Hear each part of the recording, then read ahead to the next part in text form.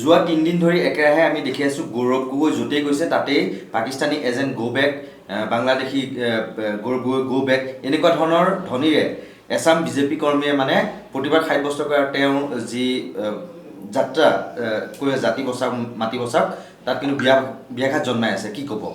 নহয়, এইটোতো মই দেখি বৰ আচৰিত হ'লোঁ যে আজি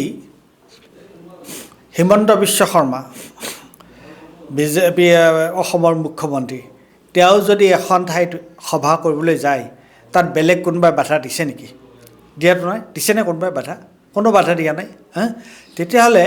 গৌৰৱ গগৈ সভা কৰিবলৈ যাওঁতে, তেওঁ জনসমাৱেশ কৰিবলৈ যাওঁতে, তেওঁ যদি এটা তোমাৰ শোভাযাত্ৰা উলিয়াইছে, কিবা কৰিবলৈ গৈছে, তাত কি যুক্তিত তেওঁলোকে বাধা দিবলৈ গৈছে? কি যুক্তিত তেওঁলোকে গৌৰৱ গগৈৰ বিৰুদ্ধে এই ধৰণৰ কথা ক'বলৈ আৰম্ভ কৰিছে? আৰে তুমি কথা এটা ক'লেই হৈ যাবনে? পাকিস্তানৰ এজেণ্ট বুলি ক'লেই কোনোবা পাকিস্তানৰ এজেণ্ট হৈ যায় নেকি? তুমি ৰাজনৈতিক উদ্দেশ্যপ্ৰণোদিতভাৱে তোমাৰ নিজৰ স্বাৰ্থ সিদ্ধি কৰিবৰ কাৰণে এজন মানুহক এটা অপবাদ দিলে সেই কথাটো মানুহজনৰ গাত লাগি যাবনে? গৌৰৱ গগৈ যদি পাকিস্তানৰ এজেণ্ট আছিল বা গৌৰৱ গগৈ যদি পাকিস্তানৰ এজেণ্ট হয়, তেওঁ তেনেহ'লে কি ভাৰত চৰকাৰ শুই আছিল নেকি? নাকত তেল দি শুই আছিলে নেকি? মই এই ধৰণৰ কথা ক'বলৈ মই বেয়া পাওঁ, কিন্তু মই এইটো দেখি পেলাই মই আচৰিত হৈছোঁ। কেন্দ্ৰীয় চৰকাৰ কি কৰি আছিলে? তেওঁলোকৰ গৃহ বিভাগটো ক'ত শুই আছিলে? আৰু এতিয়ালৈকে গৌৰৱ গগৈৰ বিৰুদ্ধে ভাৰত চৰকাৰৰ গৃহ বিভাগে কিবা ব্যৱস্থা লৈছে নেকি? বা অসম চৰকাৰে কিবা ব্যৱস্থা লৈছে নেকি? SITটো বাদ দিয়া, SITটোতো তুমি এটা কিন্তু SIT লৈ পেলাই তুমি কিবা লিগেল তাৰ এগেইনষ্টে কিবা ব্যৱস্থা লৈছেনে? গতিকে এইটো এটা অদ্ভুত কথা। মই ক'ম যে এইটো আচলতে যিবোৰ মানুহে এই ধৰণে Gaurav Gogoi go back, Gaurav Gogoi go back, Pakistani agent go back, এই ধৰণৰ ধ্বনি দিছে, তেওঁলোকে আচলতে তেওঁলোকে সম্পূৰ্ণৰূপে আইন বহিৰ্ভূত কাম তেওঁলোকে কৰিছে। কাৰোবাৰ নিৰ্দেশত এই কথা হোৱা বুলি ভাবে নেকি? কিয়নো তেওঁলোক নিজেই ওলাই নাহে। নহয়, এইটো এটা ডিজাইন, ডিজাইন। এইটো এটা তেওঁলোকে ঘটনাটো কি হৈছে তাৰ যদি মই পলিটিকেলি তাৰ ব্যাখ্যা কৰিবলৈ যাওঁ, যে তুমি দেখিছা যে গৌৰৱ গগৈ য'ত সভা কৰিছে তাত খুব স্বতঃস্ফূৰ্তভাৱে, হয় কংগ্ৰেছৰ মানুহ তাত আছে,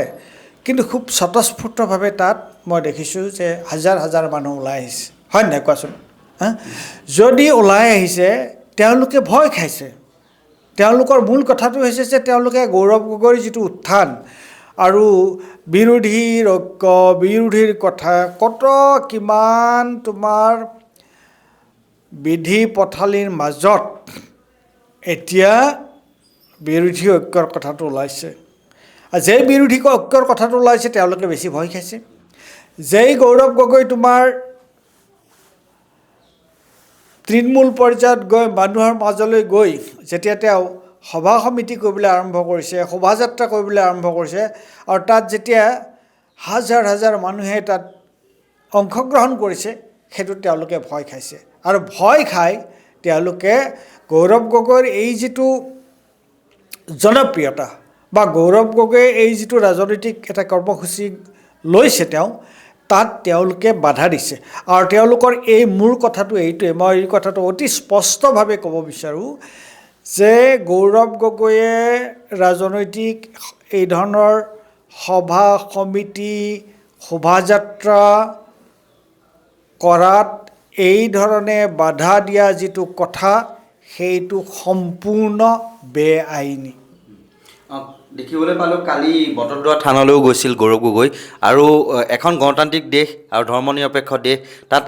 মন্দিৰ বা মছজিদেই হওক বা নামঘৰলৈ হওক সকলোৱে যোৱাৰ অধিকাৰ আছে, কিন্তু তাতো তেওঁক একাংশ বিজেপি কৰ্মীয়ে বাধা দি প্ৰৱেশ কৰিব নোৱাৰিব, তেনেকুৱা ধৰণৰ এক পৰিৱেশৰ সূচনা কৰিলে, আৰু কংগ্ৰেছ বিজেপিৰ মাজত হতাহতিৰো সৃষ্টি হ'ল। কি ক'ব? নহয়,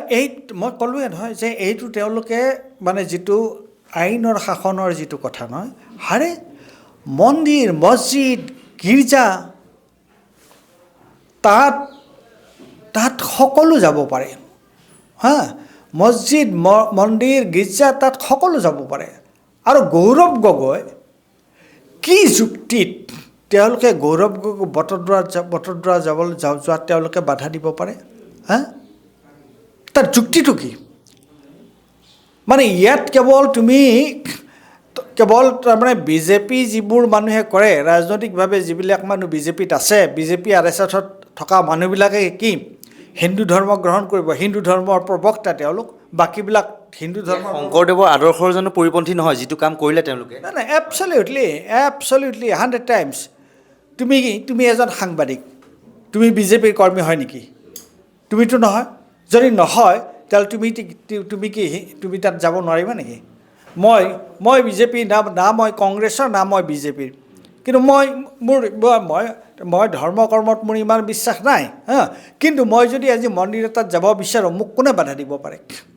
মোক হিন্দু মন্দিৰত যোৱাটো কোনেও বাধা দিব নোৱাৰে মোক মুছলমান মন্দিৰত যোৱাটো